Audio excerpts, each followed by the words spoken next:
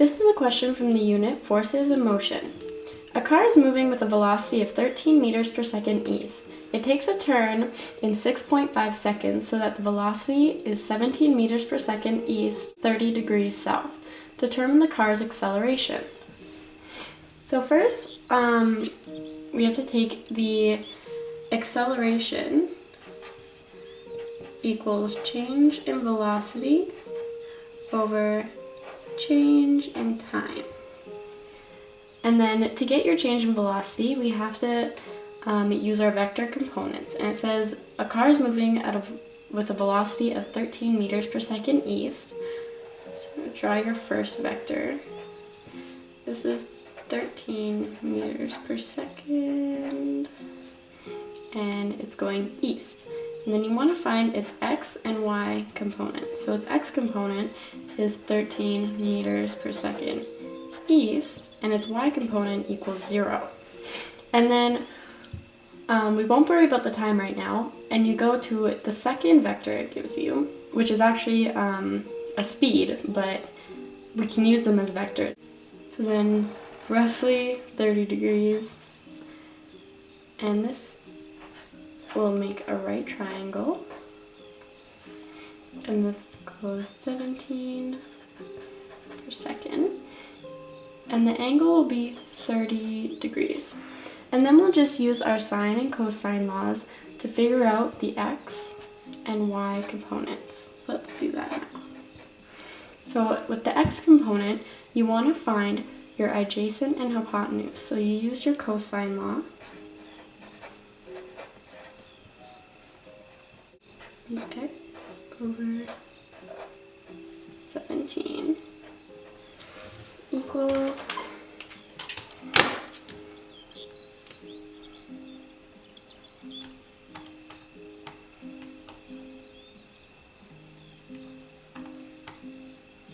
so this one is 14.72 meters per second in the eastern direction. And then you want to find your y component. And then for this one, you want to find your y using your sine law. Well, not sine law, but sine. So do your sine of 30 degrees equals your x, so your opposite over your hypotenuse, which is 17. So you sine 30. And that's 8.5 meters per second in the southern direction. And then to find your change in velocity, you want to find your change in your x and y components to make a new triangle. So you find your change in x, which I'll do up here, which equal, so you want your final minus your initial, which would be 14.72. And then we'll just put the direction because we know it's in meters per second, just to save space. Minus 13, going east. And that'll give us a value of 1.72. Oh, it's an ugly 2. Meters per second east. I'm running out of room. I know I have to do more stuff. And then you want to find your change in y using your final, so your 8.5, this is south, minus your initial, which is just 0. So your change in y will actually just stay as your final velocity, for y anyways. So it stays as 8.5 meters per second south. And then we use these two new vectors to make a right triangle. So you want to go 1.72 meters per second. Don't forget your units. And then this is in the east direction. And then 8.5 meters per second in the southern direction. So to find your change in velocity, we find the displacement of this triangle which adds our two vectors together of the turn. And we use our Pythagoras theorem. So you just do, I'll do that over here. 1.72 squared plus 8.5 squared equals your hypotenuse. And that will equal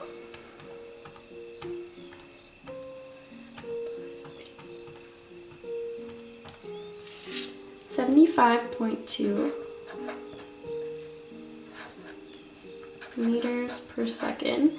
And then a velocity will have, or speed will have a direction. Your acceleration will also have a direction.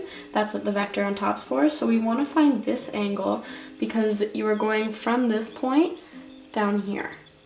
So we're going to find that angle using our sine and cosine laws again. And this time we're going to use tangent, not our laws, sorry, just sine, cosine, tangent. And we're going to use tangent.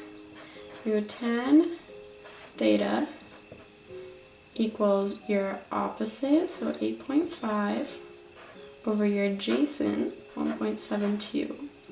And that will give us our angle.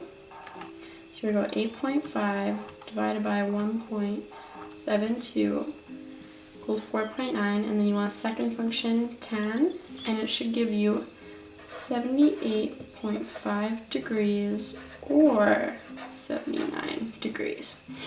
So then you want to take this, what we have over here, which is 75 meters per second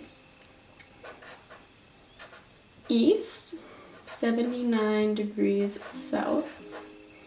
And then we want to find our acceleration, which we have up here, so your change in velocity over change in time. So this is our change in velocity. We want to divide that by our change in time. This is where our 6.5 seconds comes back in. And then we're going to divide that, and it's going to give us 12.086, or 12, because we're using two sig figs, meters per second squared east, 79 degrees south. And that's all. This is a sample question from the unit of Newton's laws of physics. The question says, an object with a mass of 15 kilograms rests on a frictionless horizontal plane and is acted upon by a horizontal force of 30 newtons.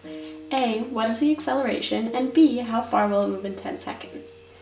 So let's deal with A first. What is the acceleration?